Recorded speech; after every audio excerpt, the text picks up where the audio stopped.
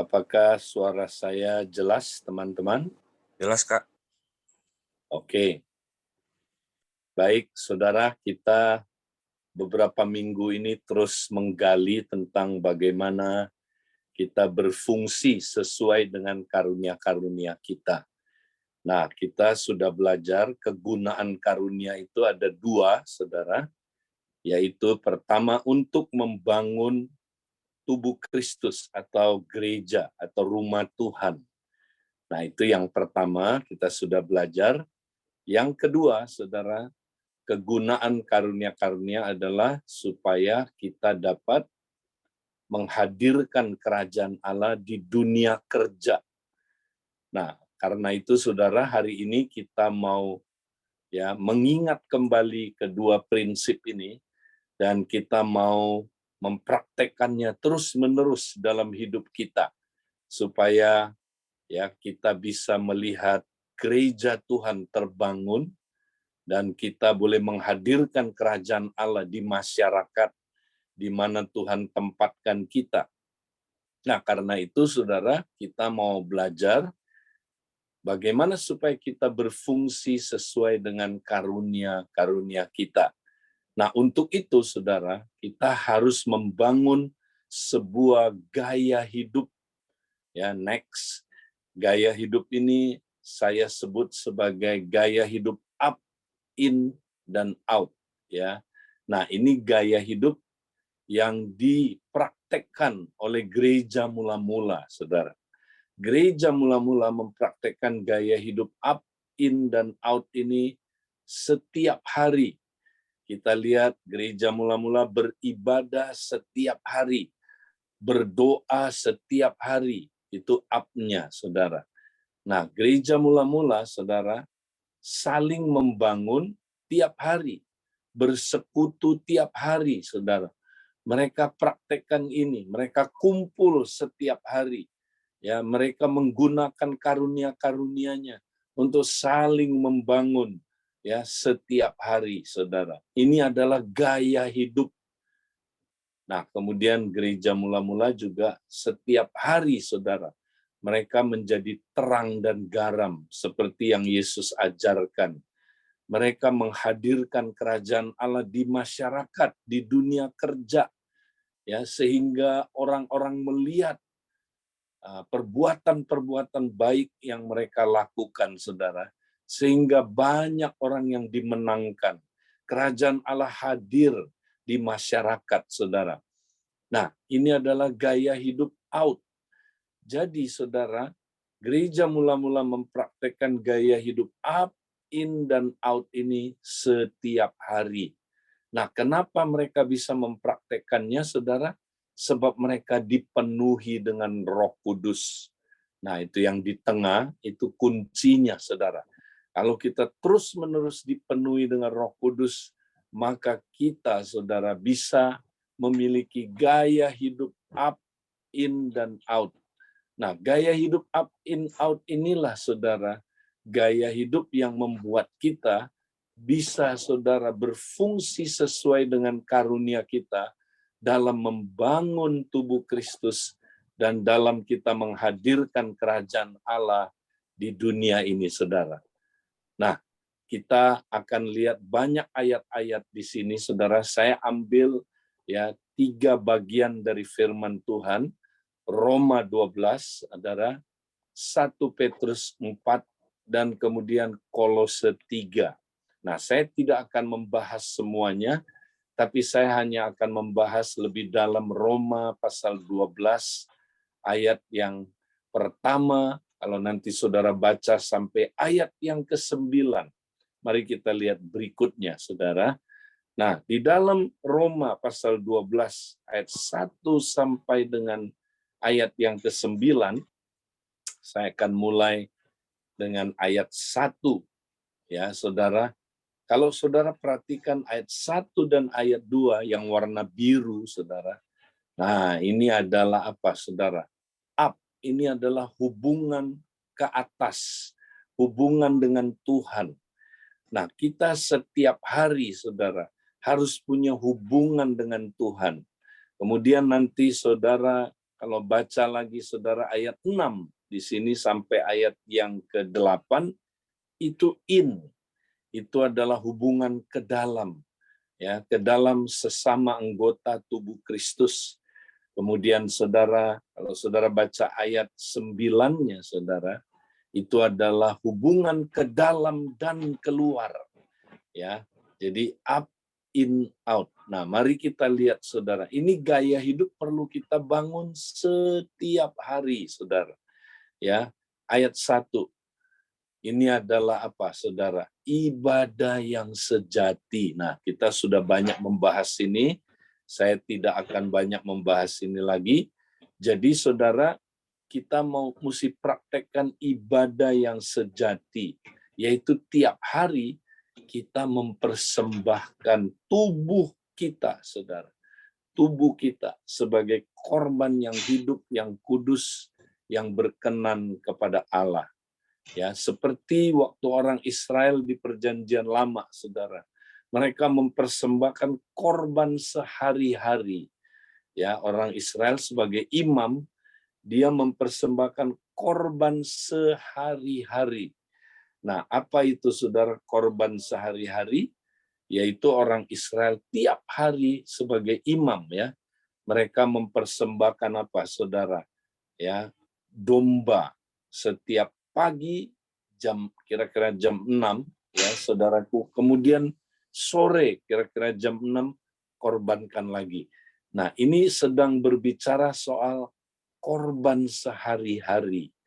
Nah, kita tidak lagi mempersembahkan korban binatang, saudara, karena ya domba itu, korban itu sudah digenapi oleh Tuhan Yesus sebagai korban yang dikorbankan untuk kita, saudara. Jadi kita tidak lagi mempersembahkan korban binatang karena Yesus adalah gambar, karena binatang itu adalah gambaran Yesus Kristus, anak domba Allah yang telah dikorbankan bagi kita. Tapi yang mesti kita korbankan adalah diri kita, saudara, sebagai korban yang hidup. Ya, kita persembahkan tiap hari. Karena ini adalah korban harian, makanya Roma 12 itu adalah tiap hari, saudara. Kita mesti praktekkan, persembahkan tubuh kita, ya, sebagai korban yang hidup, ya, supaya api dari surga itu melahap korban itu, saudara. Ya, kita persembahkan hidup kita supaya apa, saudara? Supaya kita dipakai oleh Tuhan. Ya, supaya kita hidup di hadiratnya, di bawah otoritasnya, dan untuk kemuliaannya. Supaya tubuh kita, saudara, ya boleh dipakai Tuhan. Supaya pemerintahannya datang atas tubuh kita dan semua isinya. Dan kalau itu kita sudah lakukan, saudara, maka ayat 2 terjadi. Terjadilah pembaharuan budi. Ya, terjadilah pembaharuan manusia roh kita. Maka pikiran kita, perasaan kita, kehendak kita, ya, hati nurani kita, bahkan pikiran bawah sadar kita dikuasai sepenuhnya oleh Tuhan. Sehingga Tuhan mengubah kita dari dalam, saudara. Mengubah pikiran-pikiran kita, mengubah perasaan-perasaan kita, kehendak kita, hati nurani kita, bahkan saudara mengubah semua pikiran bawah sadar kita. Supaya kita tidak menjadi serupa dengan dunia ini, tapi kita menjadi serupa dengan Kristus. Nah, ini tiap hari, saudara. Ini gaya hidup tiap hari yang kita mesti praktekkan. Nah, kuncinya apa? Ayat ini dimulai dengan karena itu, saudara-saudara, demi kemurahan Allah. Nah, perhatikan. Demi kemurahan Allah. Ini kuncinya, saudara. Jadi kunci kita untuk beribadah adalah demi kemurahan Allah. Ya. Jadi kita mesti sadar akan kemurahan Allah. Ya, kemurahan Allah itu apa? Kasih karunia-Nya, saudara. Ya, kita mesti sadar akan kasih karunia-Nya Allah. Ya, kebaikan-kebaikannya Allah dengan memberikan kita kasih karunia yang begitu berlimpah-limpah, ya. Dia memberikan kepada kita anugerah yang begitu baik. Makanya saudara, ya, ibadah itu harus disertai dengan ucapan syukur. Ya, Ibrani katakan begitu, saudara. Ya, kita ibadah itu mempersembahkan korban syukur.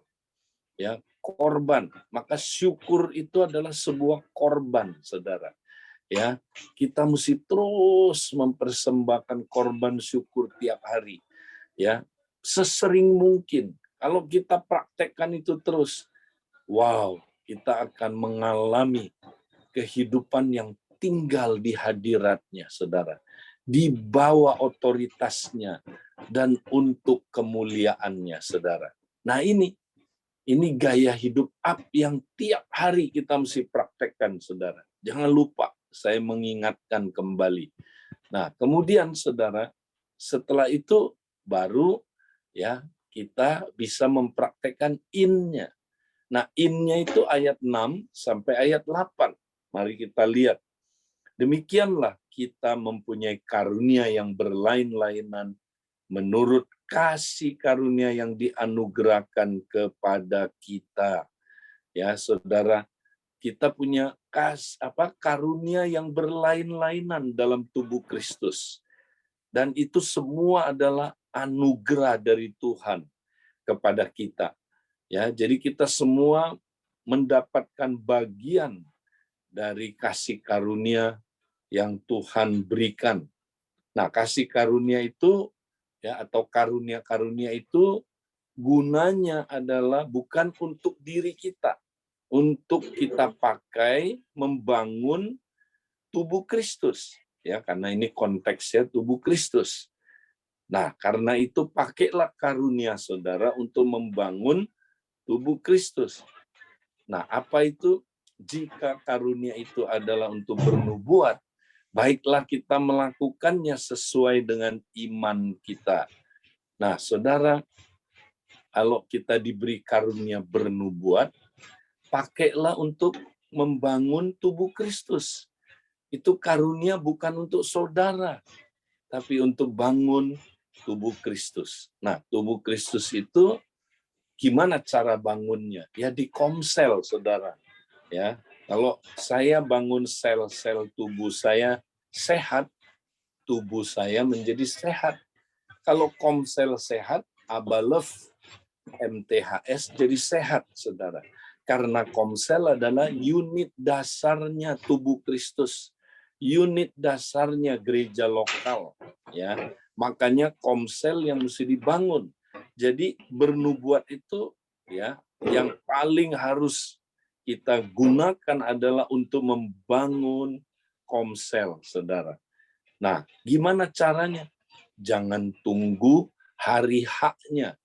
Ya, saudara bisa gunakan WA grup komsel saudara, saling bernubuat tiap hari, khususnya yang punya karunia bernubuat. Semua boleh bernubuat, saudara. Tapi ada orang yang punya karunia bernubuat. Nah, pakai itu, saudara, untuk apa? Sesering mungkin bernubuat. Ya, doain saudara komsel saudara. Ya, didoakan. Tiap hari saya pakai waktu beberapa menit doain komsel saya. Nah, di situ kalau Tuhan, ya saudara, kasih pesan Tuhan buat saudara, bernubuatlah. Sampaikan pesan Tuhan buat anggota komsel lainnya, saudara. Jangan hanya tunggu hari haknya kita berkomsel, baru kita bernubuat. Jangan, karena ini tiap hari. Kalau saudara lihat gereja mula-mula, ini dipraktekkan tiap hari, saudara. Ya, mereka gereja mula-mula memang ketemunya tiap hari. Ya, mereka saling bernubuat, saudara. Ya, khususnya yang punya karunia bernubuat. Ya, kau harus bernubuat membangun tubuh Kristus. Nah, lalu ada peringatan buat orang yang bernubuat. Katanya hendaklah ya menurut apa saudaraku, bernubuat itu saudara adalah sesuai dengan ya apa kadar iman kita, sesuai dengan iman kita. Artinya gini, saudara. Ya, bernubuat itu levelnya ada level umum, semua orang boleh bernubuat. Ya, ada level kedua orang yang punya karunia bernubuat. Ya, kemudian ada nabi. Nanti saudara bisa lihat ini di 1 Korintus, Kisah Rasul 21. Ya, semua murid-murid bernubuat di situ, saudara. Ya, kemudian beberapa ayat sesudahnya dikatakan, ya, Filipus mempunyai 4 anak gadis yang mempunyai karunia bernubuat. Nah, ini level 2, saudara. Kemudian hari berikutnya dikatakan datanglah seorang nabi. Ayat berikutnya, dikatakan datanglah Agabus, nabi itu. Nah, jadi ada 3 tingkat, saudara. Semua orang boleh bernubuat, itu nubuat level 1. Yang kedua, orang yang punya karunia bernubuat, saudara. Nah, itu level 2. Kemudian, saudara, orang yang disebut nabi. Nah, ini equiper. Ini tingkatan penatua ke atas, ya, atau orang yang udah, ya, Tuhan tetapkan menjadi apa? Equiper. Jadi ada 3 level, saudara, bernubuat itu. Nah, artinya gini, kalau kita bukan nabi, jangan coba-coba jadi nabi. Nah, jangan. Sesuai dengan kadar iman kita. Kalau kita tingkat 1, ya udah, kita bernubuat sesuai dengan, ya, apa, iman kita. Ya, kalau kita tingkat 2, ya kita, saudaraku, jangan coba-coba jadi tingkat 3. Ya. Nah, jadi kalau saudara bukan nabi, ya, jangan coba-coba jadi nabi. Nah, banyak orang mau coba-coba, itu bukan ukuran imannya, dia mau coba-coba jadi itu, makanya dia akhirnya bisa ngaco, ya, jangan. Nah, bernubuatlah sesuai dengan tingkat iman saudara, ya. Kalau saudara level 1, level 2, ya stay di situ, ya. Tapi ada orang level 3, ya, dia memang dipakai Tuhan sebagai equiper, ya, orang yang saudara bernubuatnya level 3, ya puji Tuhan. Pakailah karunia-karunia saudara, ya. Itu untuk nubuat, diingatkan, saudara. Kemudian yang kedua, saudaraku, dikatakan begini, ya, jika karunia ayat 7 untuk melayani, baiklah ia melayani. Nah, ini orang yang punya karunia melayani. Dia suka melayani orang dengan perbuatan tangannya, saudara, tenaganya. Ya, dia melayani, saudara. Nah, ini seperti Marta. Lakukan, saudara. Ya, pertama-tama untuk komsel saudara, praktekkan. Ya, gunakan karunia saudara supaya komsel merasakan impact-nya pelayanan saudara. Ya, lakukan tiap hari. Saudara bisa melayani, ya, melakukan pekerjaan-pekerjaan yang apa, saudaraku, yang praktis, ya, untuk komsel saudara, ya. Nah, kemudian jikalau karunia untuk mengajar, baiklah kita mengajar. Nah, ada orang yang mampu mengajar lebih dari orang biasa, saudara. Nah, apa yang dia lakukan? Ya, dia praktekkan karunia mengajarnya, saudara. Ya, misalnya, ya, ternyata saudara di komsel saudara, ya, ada orang yang butuh diajarin pengajaran-pengajaran dasar, ya. Nah, saudara bisa mengajar, saudara ajarin, ya, tapi tentu saudara mesti belajar dengan baik supaya nggak ngajarin yang salah-salah, ya. Saudara mesti ajarin orang-orang itu, saudara. Misalnya di komsel saudara ada yang perlu mendapat pengajaran tentang baptisan Roh Kudus, ya, dan dia nggak ngerti, saudaraku, ajarin dia, ya. Atau ada yang SPK-nya udah ikut, tapi ada beberapa pelajaran dia belum ngerti, ya kita ajarin, saudara. Nah, itu gunakan karunia kita pertama-tama untuk komsel dulu, ya. Di mana apa peranan saudara? Gunakan karunia saudara untuk mengajar, ya. Nah, ini dia saudara, kita praktekkan. Terus apalagi saudara, ya. Jika karunia untuk menasehati, baiklah kita menasehati. Nah, orang yang punya karunia encourager, saudara, dia sangat baik dalam dua hal. Pertama, saudara, ya, dia baik sekali saudara untuk mengencourage orang supaya bertumbuh. Ya, encourager itu kalau dia ngomong sama orang, saudara, orang mendapat motivasi, dibakar hatinya. Ya, dia saudaraku berapi-api buat Tuhan. Dia semakin semangat untuk bertumbuh. Itu encourager, saudara ya. Namanya juga encourager. Ya, jadi dia seperti peranan Roh Kudus, memberikan api, ya, memberikan semangat, memberikan apa, saudaraku, ya, berkobar-kobar supaya kita bertumbuh dalam Tuhan. Itu karunia menasehati, saudara. Ya, nah tapi orang yang punya karunia menasehati, saudara, juga dia adalah pemenang jiwa. Ya, dia seperti Barnabas. Dia, saudaraku, ya, punya hubungan yang baik dengan orang, ya, dia dipenuhi dengan Roh Kudus sehingga dia bisa menjadi saksi, ya, memenangkan jiwa. Dia adalah orang yang, ya saudara, paling bagus memenangkan jiwa, ya, dan mendorong orang lain di Komsel untuk memenangkan jiwa, saudara. Jadi kalau ada encourager, Komsel kita, saudaraku, selalu, ya, semangat. Bukan hanya semangat ke dalam, tapi juga keluar, cari jiwa. Nah, itu saudaraku encourager. Gunakan karunia saudara. Ayo, ya, saudara di WA group, ya, encourage jemaat-jemaat. Siapa yang perlu di-encourage, disemangati, saudara semangati. Siapa yang perlu didorong untuk menginjil, saudara. Nah, gerakkan itu di Komsel, saudara. Ya, kemudian apalagi saudara? Siapa yang membagi-bagikan sesuatu, hendaklah ia melakukannya dengan apa, saudaraku, hati yang ikhlas. Nah, ini orang yang suka memberi. Saudara, di gereja mula-mula, kalau kita lihat tidak ada seorang pun yang berkekurangan. Ya, saudara lihat tidak ada yang berkekurangan. Kenapa? Karena mereka praktek saling memberi. Ya, apalagi yang punya karunia memberi, saudara. Wow, dia lebih lagi dong.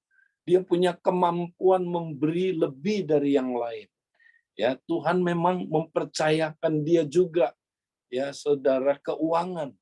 Bukan soal banyak sedikit, bukan soal banyak sedikitnya, tapi dia punya kemampuan, saudaraku, ya, memberi sehingga, saudaraku, ya, ada kecukupan di dalam Komsel itu, saudara. Bukan hanya itu, saudara. Dia juga suka memberi bukan hanya bukan hanya ikannya, tapi dia memberi pancingnya supaya orang-orang yang tidak bekerja dia tolong supaya bisa bekerja.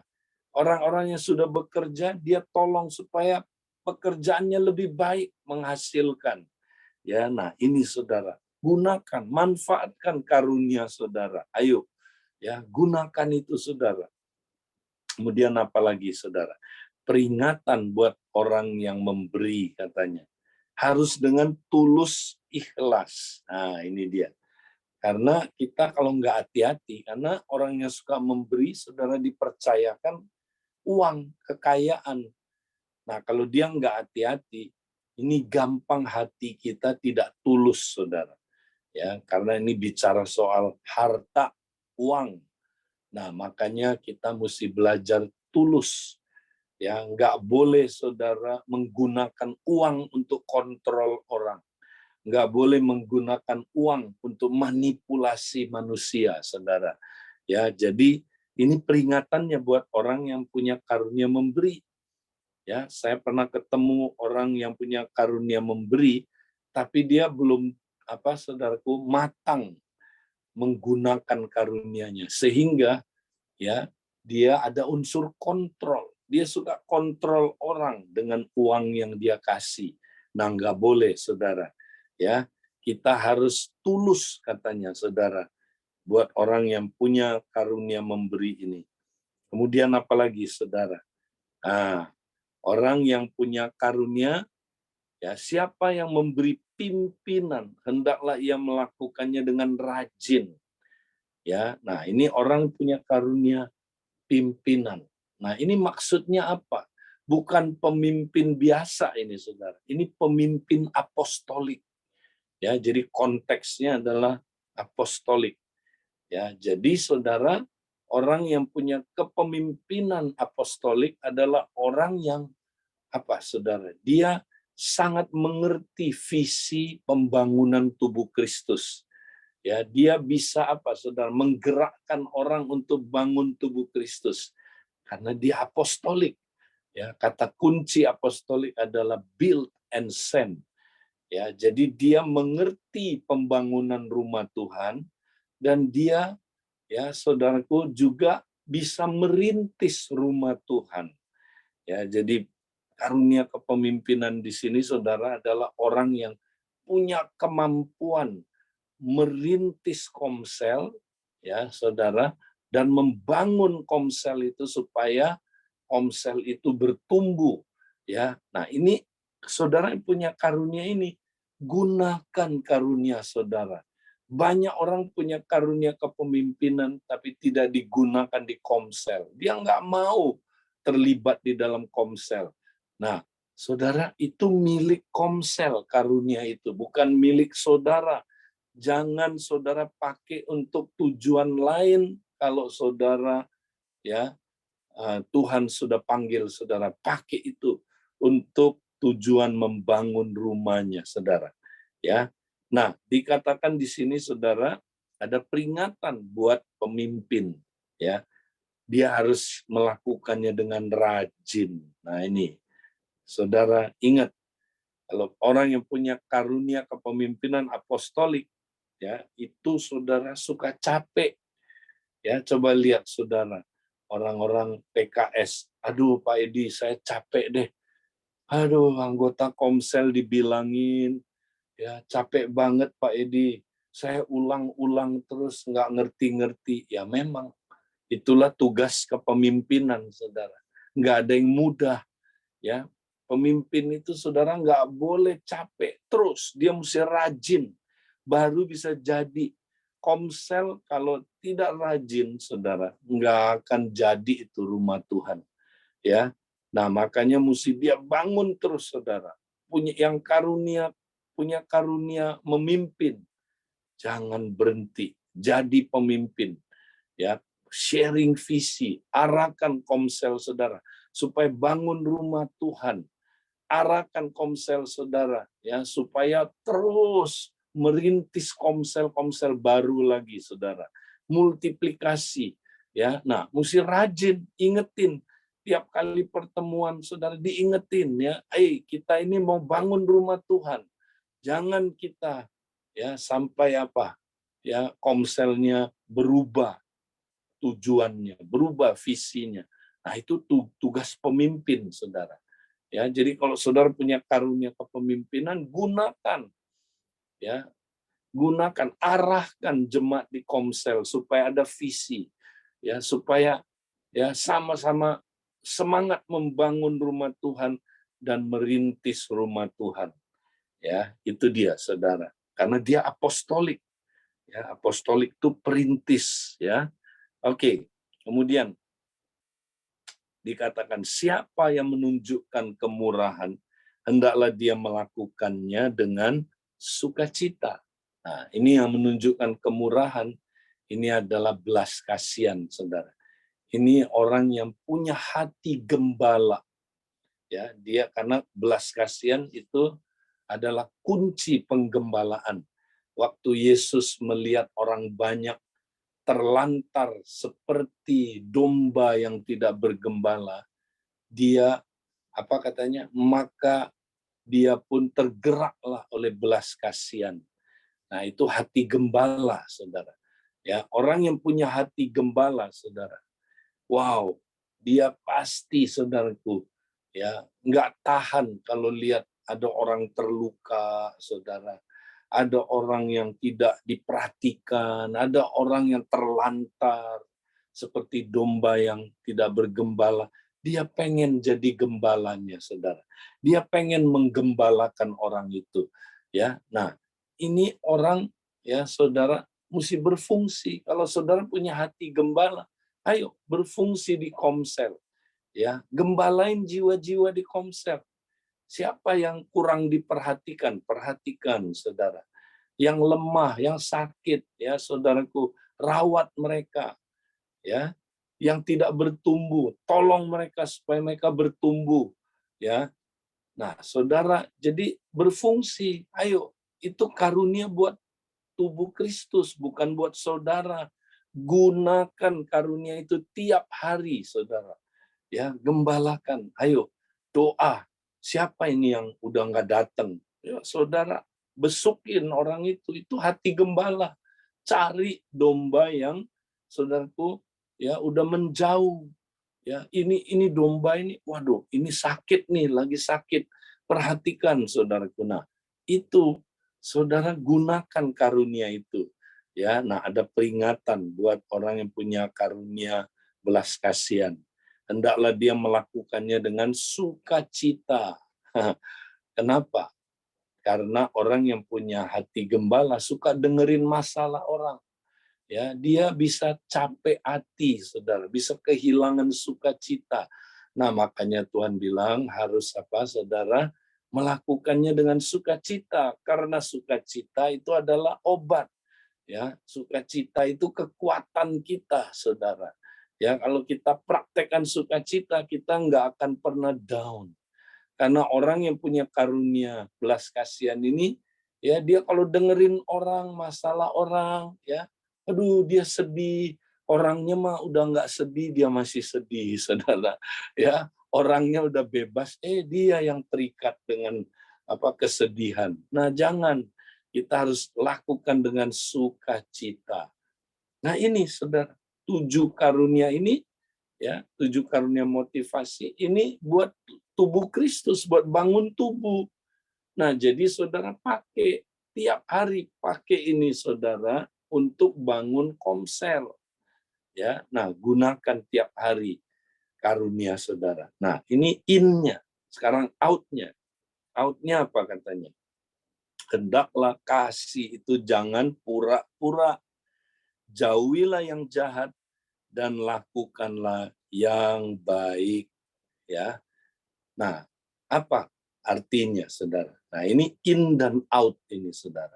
Karena konteksnya memang ya tentang ketika kita ada di masyarakat, ketika kita ada di sekeliling orang-orang di sekeliling di antara kita, ya, hendaklah kasih itu jangan pura-pura. Nah, ya kita nggak boleh mempraktekkan kasih yang pura-pura, saudara. Ini udah pemilu ini. Udah mau pemilu tahun depan. Banyak orang yang punya kasih yang pura-pura. Kayaknya dia perhatiin orang, kasih sembako, tapi maksudnya ya ada udang di balik bakwan. Nah, nggak tulus, saudara. Itu kasih yang pura-pura. Ya, kita pura-pura tunjukin, saudara. Ya, pura-pura tunjukin kasih, padahal kita sebenarnya nggak tulus mengasihi. Nggak boleh begitu, saudara. Ya, dalam melakukan apapun kita harus sebagai anak Tuhan harus melakukannya dengan kasih yang tulus, kasih yang real, ya real love, dan jauhi yang jahat dan lakukan yang baik. Maksudnya apa, saudara? Nah, inilah yang disebut the golden rule, ya hukum apa, saudara? Emas. Aturan emas, the golden rule. Inilah yang Yesus ajarkan dalam Matius 7 ayat 12 sampai ayat 14, ya, saudara.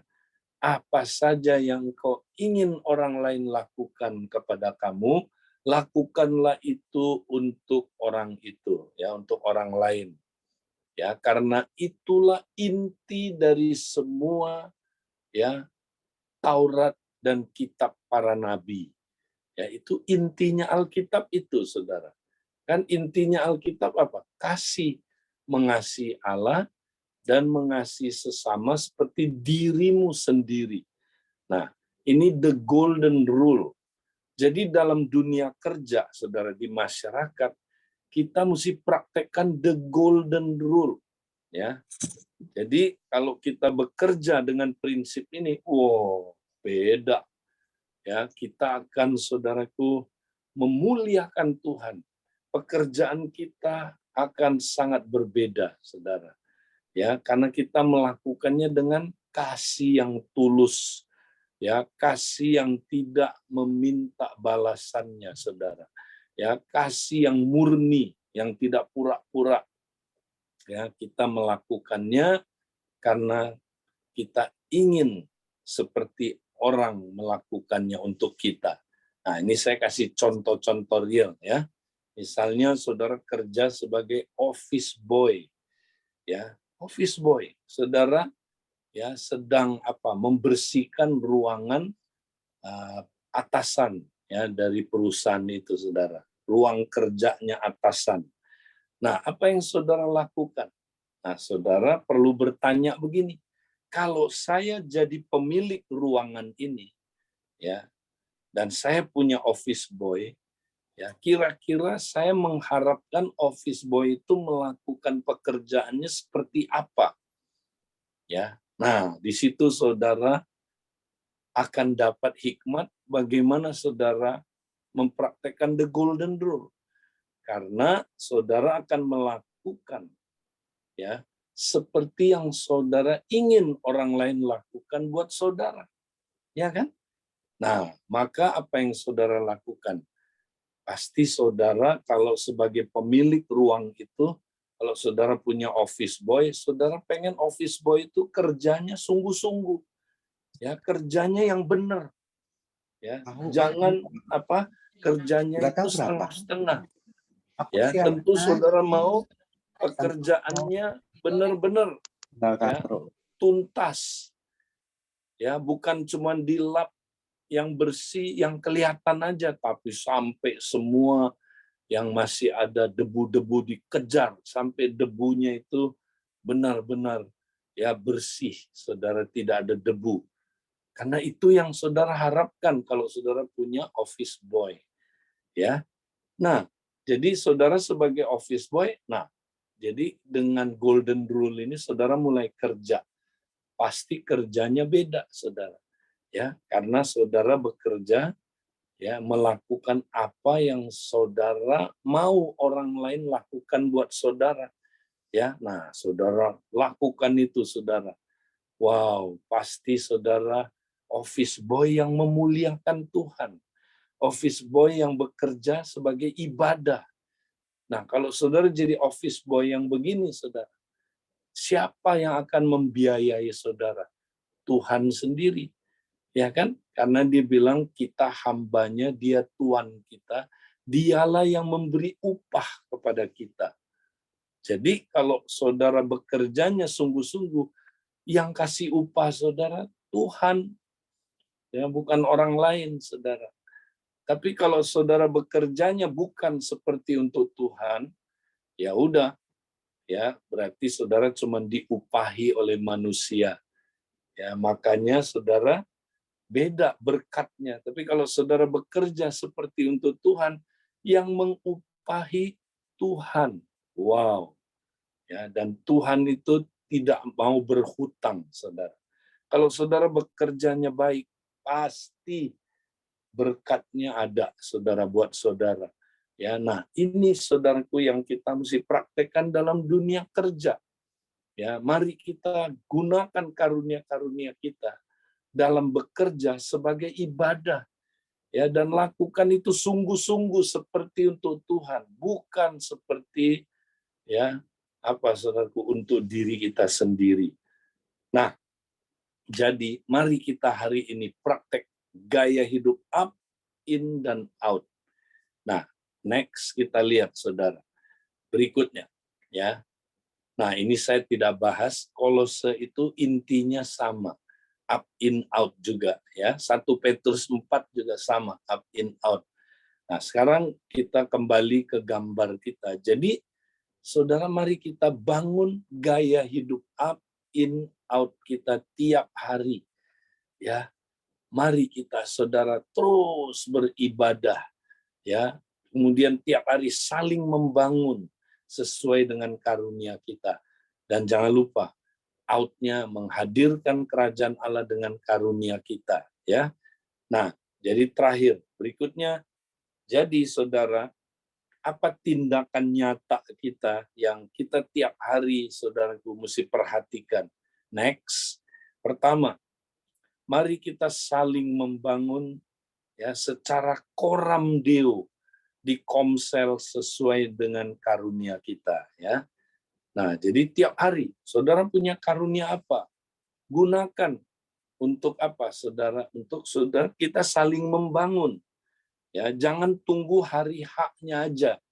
Ya, tapi tiap hari doain Komsel saudara, terus tanya Tuhan, Sang Kepala, Tuhan, aku sebagai anggota tubuhmu, apa yang saya mesti lakukan? Ya, nanti Tuhan ngomong sama tangannya, kamu kan tangan, ya punya karunia. Ya, bangun yang lain sesuai dengan karunia kamu. Ya kan? Kamu kan mata.